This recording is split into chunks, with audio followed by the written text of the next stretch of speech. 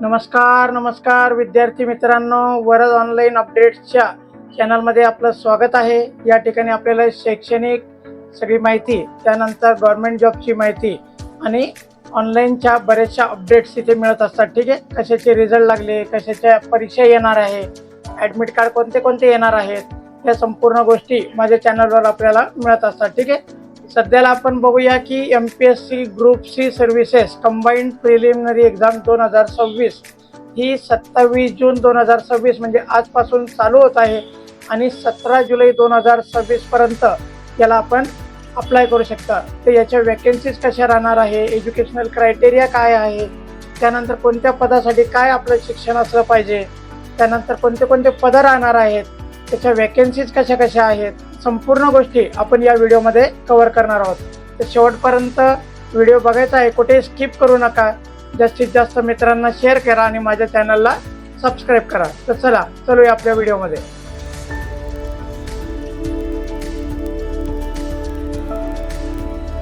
तर मित्रांनो, आपण इथे बघू शकता महाराष्ट्र लोकसेवा आयोग यांच्याकडून महाराष्ट्र गटकर सेवा संयुक्त पूर्व परीक्षा 2026 जाहीर झालेली आहे। 2619 पदं आहेत आणि याची परीक्षा जी आहे 27 सप्टेंबर 2026 पासून महाराष्ट्रात विविध केंद्रांवर राहणार आहे। ठीक आहे, त्यामध्ये जे विविध पदं आहेत आपण इथे बघू शकता। उद्योग निरीक्षक, तांत्रिक सहाय्यक, कर सहाय्यक, सहाय्यक मोटर वाहन चालक गट क आणि लिपिक टंकलेखक याप्रमाणे 2619 पदं आहेत। उद्योग निरीक्षकसाठी 9 पदं आहेत, तांत्रिक सहाय्यकसाठी 3 पदं आहेत, कर सहाय्यकसाठी 282 आहेत, सहाय्यक मोटर वाहन चालक निरीक्षकसाठी 461 पदं आहेत आणि लिपिक टंकलेखक यांच्यासाठी 864 पदं इथे आहेत। म्हणजे भरती मोठी आहे, त्यामुळे आपल्याला जर आपलं एज्युकेशन असेल तर आपल्याला अप्लाय करायचंच आहे। अर्ज करण्याचा कालावधी जो आहे 27 जून 2026 ते 17 जुलै 2026 दरम्यान राहणार आहे आणि आपण जे शुल्क भरायचं आहे त्याचा तो 19 जुलै 2026 पर्यंत चालू राहणार आहे। जर आपल्याला बँकेमध्ये चलनाद्वारे भरायचं असेल तर 20 जुलैपर्यंत आपण याचं चलन भरू शकता।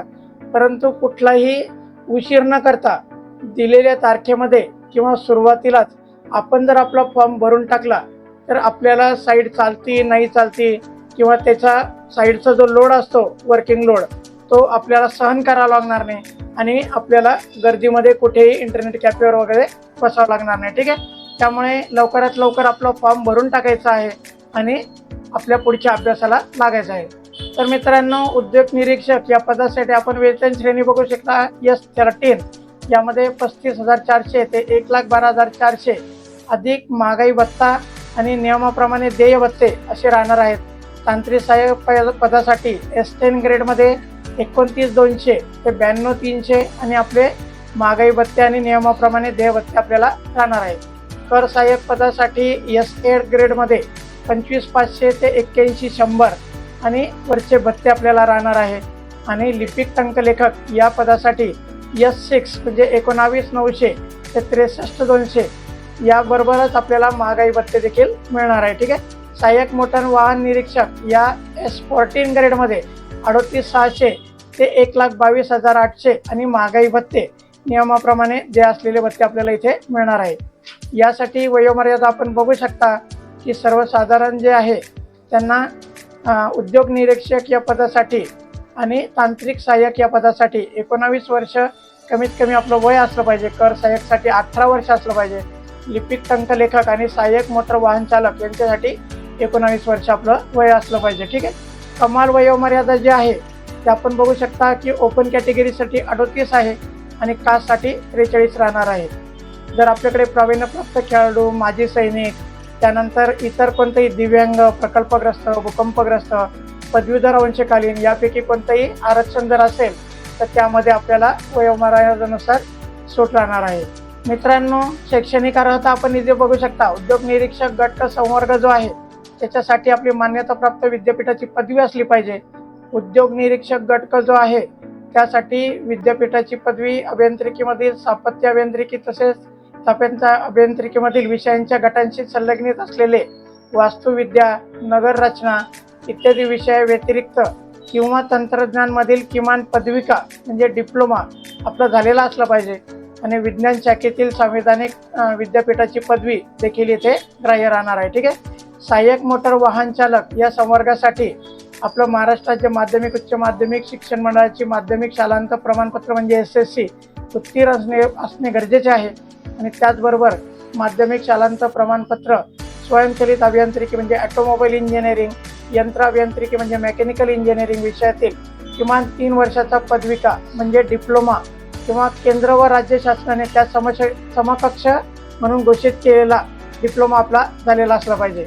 मित्रांनो, सहाय्यक मोटर वाहन चालक निरीक्षक या पदासाठी अभियांत्रिकी यंत्र अभियांत्रिकीमधील पदवी अत्युच्च अर्हता अथवा वरील प्रमाणे समकक्ष अर्हता धारण केल्यानंतर मुख्य परीक्षेकरता अर्ज सादर करण्याच्या शेवटच्या दिनांकास हलकी मोटर वाहन चालविणे, जड मालवाहू वाहने चालविणे किंवा जड प्रवासी वाहने चालविणे यांचे दुरुस्ती व देखभाल करण्याचा पूर्णवेळ कर्मचारी म्हणून केंद्र व राज्य शासनाच्या विभागामध्ये अंगीकृत व्यवसायांचे अखत्यारीत यंत्रशाळांमध्ये घेतलेला अथवा शासन वेळोवेळी निर्देशित करत असलेल्या किमान 1 वर्ष कालावधीचा अनुभव असणे आपल्याला आवश्यक आहे. अनुभवाच्या प्रयोजनार्थ प्रशिक्षणार्थी अथवा अप्रेंटिस म्हणून वरील ठिकाणी घेतलेला अनुभव गृहीत धरला जाऊ शकतो.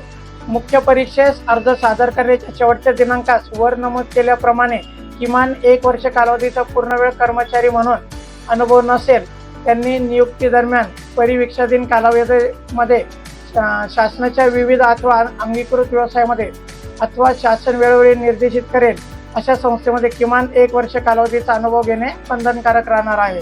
मित्रांनो, महत्त्वाचा पॉईंट आहे ज्याच्याबद्दल बरेचशा विद्यार्थ्यांना शंका असते की लायसन कोणते असले पाहिजे.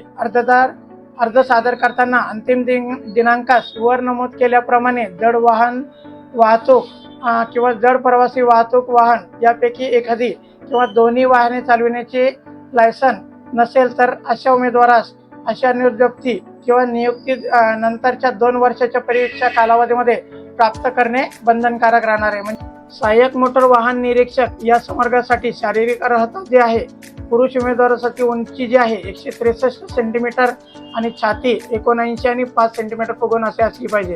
महिला उमेदवारांसाठी उंची जी आहे 155 सेंटीमीटर आहे आणि वजन कमीत कमी 45 किलो असलं पाहिजे. मित्रांनो, कर सहाय्यक व लिपिक टंकलेखक संवर्गासाठी शैक्षणिक पात्रता आपण इथे बघू शकता. कर सहाय्यक पदासाठी आपलं ग्रॅज्युएशन बरोबरच मराठी टंकलेखन 30 शब्द प्रति मिनिट आणि इंग्रजी 40 याप्रमाणे असणे गरजेचे आहे. त्याबरोबर जर आपण लिपिक टंकलेखक या पदासाठी जर अप्लाय करत असाल तर मराठी टंकलेखन 30 किंवा इंग्रजी 40 असं असणे गरजेचे आहे. गट क या परीक्षेसाठी परीक्षा शुल्क जो भरणा करायचा आहे आपल्याला, संयुक्त पूर्व परीक्षा ओपन कॅटेगरीतून 394 रुपये चलन राहणार आहे आणि कास्टमधून 294 रुपये राहणार आहे. जर माजी सैनिक असेल तर 44 रुपये फक्त चलन राहणार आहे. जेव्हा आपण मुख्य परीक्षेचा फॉर्म भराल त्यावेळी आपलं ओपन कॅटेगरीतून 544, कास्टमधून 344 आणि माजी सैनिकांना 44 याप्रमाणे चलन राहणार आहे. तर मित्रांनो, याप्रमाणे ही बेसिक माहिती आहे. यामध्ये बऱ्याचशा गोष्टी आपल्या आता क्लिअर झाल्या असतील. याचप्रमाणे मी माहिती देत राहतो. माझ्या चॅनलबरोबर बनवून राहा, सबस्क्राईब करा, जास्तीत जास्त मित्रांना शेअर करा जेणेकरून त्यांना देखील याची माहिती मिळत राहील. धन्यवाद मित्रांनो.